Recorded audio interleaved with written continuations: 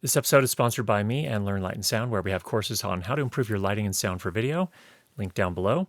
Also, full disclosure, Warm Audio sent me the Warm Audio WA87 Junior Studio Essential microphone, which is what you're hearing throughout this video, for free. They haven't told me what to say. They haven't paid me further. So that's the full disclosure there. I did buy the Neumann U87 Ai, which we will compare it to in just a moment in terms of sound, and Rode did send me the Rode NT1 5th generation, which we'll also compare it to. So let's set the context for this. I do voiceover work. I am not a singer. I do not sing professionally. I only sing badly in private. Not even my wife hears me singing because I don't sing even when she's around.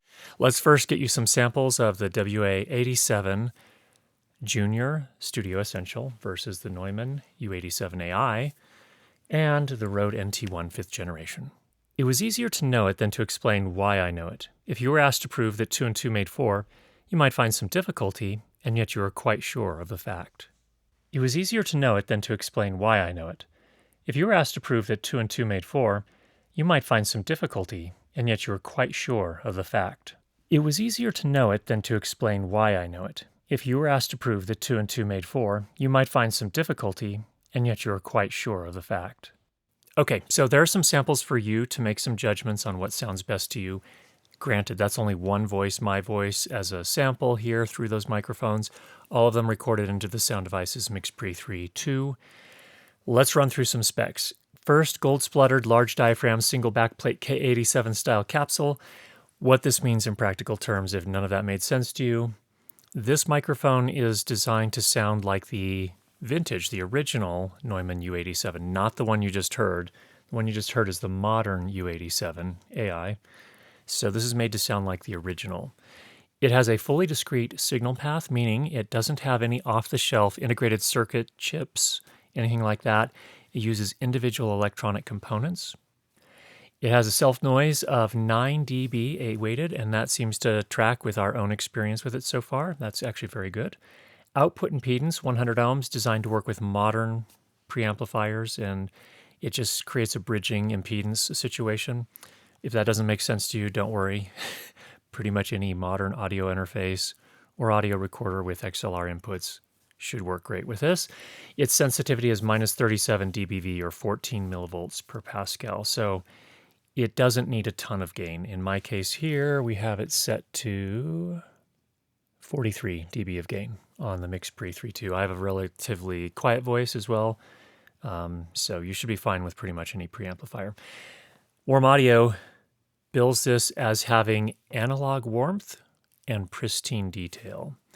Again, designed to sound like the vintage Neumann U87, not the current iteration. It uses the same capsule as Warm Audio's WA87 R2 professional microphone, which is a $700 microphone. And there's also a Warm Audio WA87 Junior, kind of the next step up from this one. The only difference there is that this one, the Studio Essential, does not have any switches on it. No high pass, no pad, no polar pattern switch to switch from cardioid to another polar pattern. It is just a cardioid microphone, just like the Rode NT1 is. Perfect for voiceover, by the way. The next step up is the WA87 Junior. It does have multiple polar patterns, omnidirectional, figure 8, and cardioid, none of which honestly are really that useful in voiceover work. More for recording studios where you're going to be recording instruments and vocals and other things like that. And it also, the WA87 Junior, the next step up, has a minus 10 dB pad and a high pass filter on it as well, or low cut, same thing. All right. Now, so there are 3 microphones. WA87 R2, that one has a transformer in its design. It has a very vintage kind of design. The next two, the WA87 Junior and the WA87 Junior Studio Essential, which you're hearing now, do not have transformers. They are FET microphones. They're less expensive to produce, and I think overall that gives it probably a lower self-noise specification. But in any case, that's the difference between them. Well, there are other differences as well. Another difference is that the WA87 R2 and the WA87 Junior both come with a shock mount, whereas the Studio Essential version only comes with this hard mount. So you can attach it to a microphone stand and it's not going to do any sort of isolation. All right, let's do a bunch of samples here. First up, proximity. First, here's a proximity sample. I'm getting it very close on the microphone, just within about an inch or two. And then as I back off, here's probably a more normal talking distance or voicing distance, probably in the 6 to 8 inch range. Plenty of proximity effect there if you need it for your voiceover work. Sometimes we use that as an opportunity to do voice acting. All right, plosive sample, facing the microphone. Peter Piper picked a peck of purple pickled peppers. Peter Piper picked a peck of purple pickled peppers.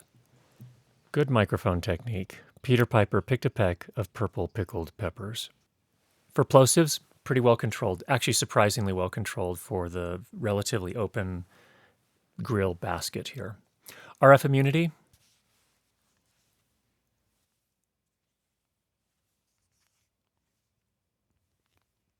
Phones are probably the biggest source of RF interference near recording equipment like this. With my phone, moving it all around the microphone, we didn't experience any sort of RF interference, so it does a nice job there. Stand bumps. Oh, that carries right through.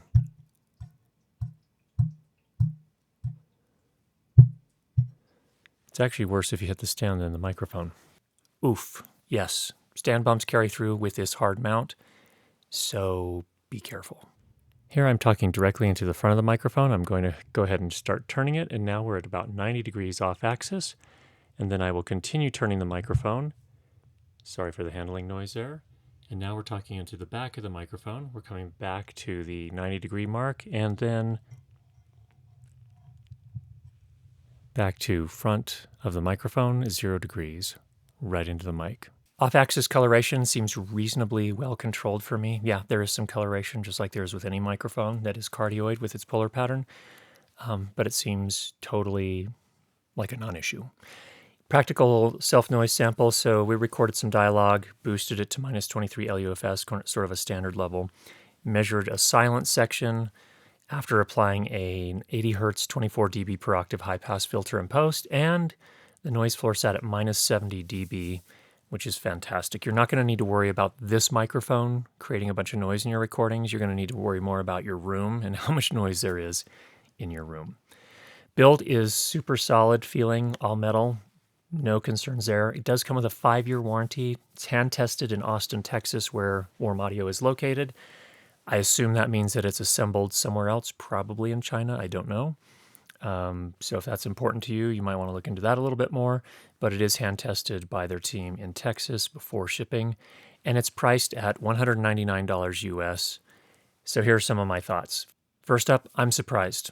On my voice and to my ears, the WA87 Junior Studio Essentials microphone sounds more open, but also warm in a pleasant and not overbearing way, not woolly and kind of boo. Also, the higher frequencies are detailed without being overly sibilant. Surprising to me at a $200 price point. I guess, what more can I say? My main voiceover microphone recently has been the Rode NT1. Some of you that have followed the channel for a while might say, well, what about that JZ Microphones V11 that you love so much? Well, yes, that one is great as well. What I found with that one, however, it's fine if I'm just doing voiceover and there's no music in the mix behind it.